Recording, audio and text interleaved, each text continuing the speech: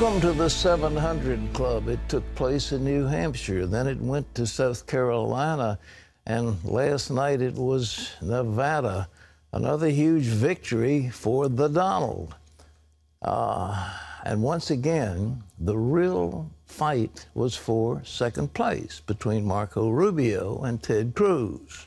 Now the Republicans are turning their attention toward the huge Super Tuesday primaries in the South next week, while Trump will be looking to add to his lead. Caitlin Burke has the story. Donald Trump is on a winning streak, today celebrating a massive win in Nevada, keeping the strong momentum for his campaign. We love Nevada. We love Nevada. The easy victory coming from a combination of love for Trump and anger at the Republican establishment and the White House. Of course, if you listen to the pundits, we weren't expected to win too much, and now we're winning the country. The win in the Silver State sets Trump far ahead of his opponents. He claimed nearly 46% of the vote. His closest challengers, Marco Rubio and Ted Cruz, continue to battle for second. Rubio with around 24% of the vote and Cruz a little over 21%. An important factor in Trump's win? According to CNN, entrance polls showed he was winning among Latino GOP caucus goers. That's even with his campaign's hard line on immigration. The Republican candidates are now turning their attention to Super Tuesday on March 1st, when more than a dozen mostly southern states from Texas to Virginia could give some of the leading candidates a big boost. On the other side, the Democrats are focused on South Carolina, which holds its Democratic primary on Saturday.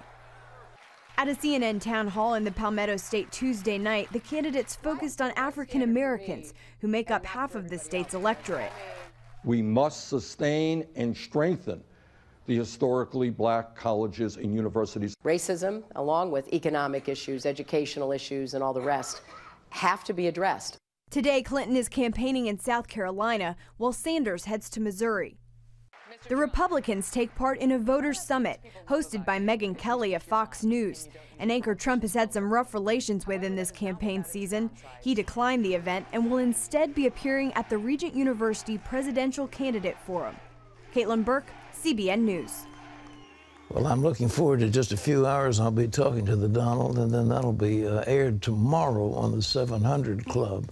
And you can watch the streaming on that, by the way, on starting at noon Eastern Time. And as I say, we'll have highlights on tomorrow's 700 Club. It is simply amazing. You know, that's the one thing we've got in common. I won the Nevada caucuses in '88. Did you really? Yeah, and yeah, I had a delegation from. One of my delegates was a pit boss. Another one was a cocktail waitress. I mean, I won Vegas going big. So you won Iowa pretty handedly. Yeah, well, I was second in Iowa, but it looked like a win, and I beat Bush. And Nevada and Hawaii, some of these, and Alaska, I won those caucuses. It was fun. But nothing like the Donald. I've never seen anything like it. I just can't. What's so interesting, Pat, is, I mean, you've been there. You were in the trenches. You ran for president. You understand what these guys are going through. Completely. Which makes you a perfect interviewer for Donald Trump today. Oh, yeah. As they say, I feel your pain. I know what it's like, but I've never seen anything like him. I've just never. Maybe he'll tell us today. I'm looking forward to learning what the secret sauce is. Well, in other news, the Republicans in the Senate are making it clear they will not vote on anyone President Obama nominates for the Supreme Court. Ephraim Graham has the story.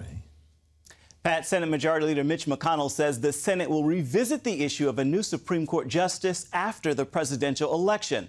Republicans on the Senate Judiciary Committee say anyone President Obama nominates will not get a hearing. They point to a video of Vice President Joe Biden back when he led the committee in 1992. In that speech, Biden said the Senate should not consider holding hearings until after the election. Republicans say they agree with Biden, saying any nomination during a presidential election will be flooded with political agendas. It's up to the American people in this next election, no matter who they choose, to make the nomination for this important seat on the Supreme Court. Justice Scalia served for 30 years, so this clearly extends far beyond President Obama's term of office. It's that important. Senator John Cornyn said the nominee to replace the late Justice Antonin Scalia will be decided by voters in the November election, not a lame duck president. Pat?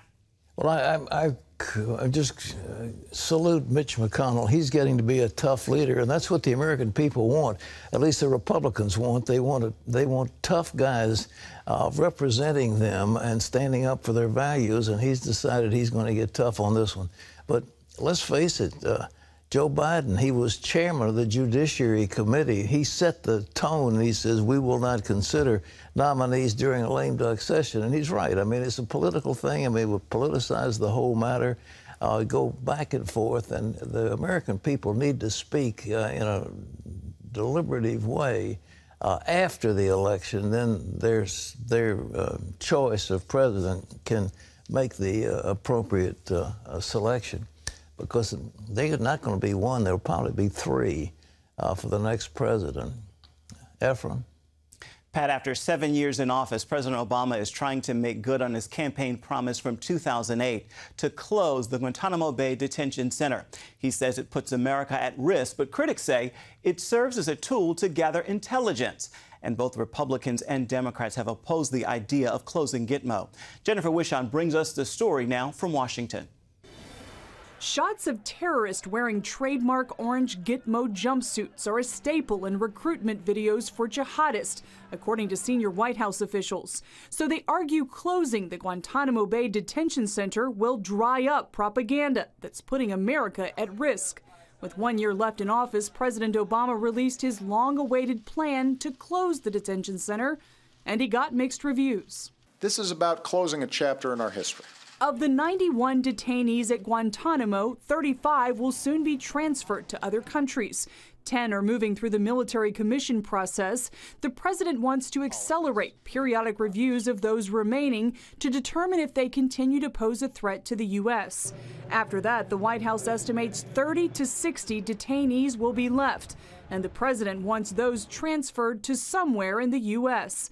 His national security team identified 13 possible facilities, including existing federal prisons and military bases, but didn't make any specific recommendations. I think a lot of the American public are worried about terrorism, and in their mind, the notion of having terrorists held in the United States rather than in some distant place can be scary. But he argues American courts have successfully handled high-profile terrorism cases, while American prisons are already housing dangerous terrorists.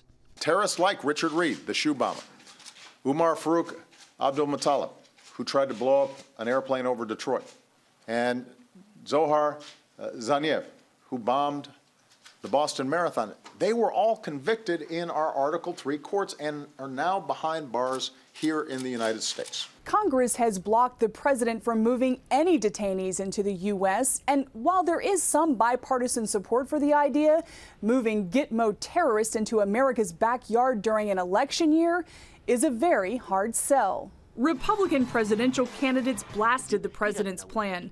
Florida Senator Marco Rubio tapped into the concern that many Americans have that under the president's proposal, terrorists captured in the future will lawyer up immediately before they can be interrogated. When I'm president, if we capture a terrorist alive, they're not getting a court hearing in Manhattan. They're not going to be sent to Nevada. They're going to Guantanamo. And we're going to find out everything they know. Republican Senator John McCain has long supported closing Gitmo. He chairs the Senate committee that will consider the president's plan, but he's not impressed. What we received today is a vague menu of options, not a credible plan for closing Guantanamo, let alone a coherent policy to deal with future terrorist detainees, McCain says. And critics point out that the president's announcement came just as a former Gitmo detainee was reportedly arrested in Spain for recruiting for ISIS. The president is also catching criticism from groups like Amnesty International, which complains that instead of closing Guantanamo, he's simply changing its zip code. White House officials say they see the plan as a starting point for discussion. Jennifer Wishon, CBN News, Washington. The White House isn't doing enough to fight potential fraud in Obamacare. That is the finding in a new report today from the nonpartisan Government Accountability Office.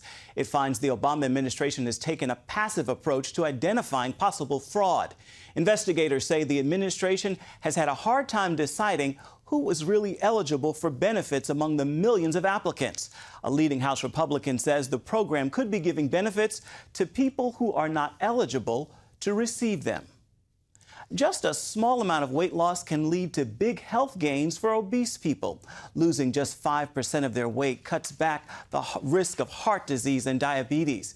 It also improved the functioning of their liver and muscles. Those were among the findings from a small study at Washington University in St. Louis. And experts say it's proof. Even dropping what may seem like a small amount of weight, just 5%, can pay off. And it can also set people on the road to losing more until they get to a healthy weight.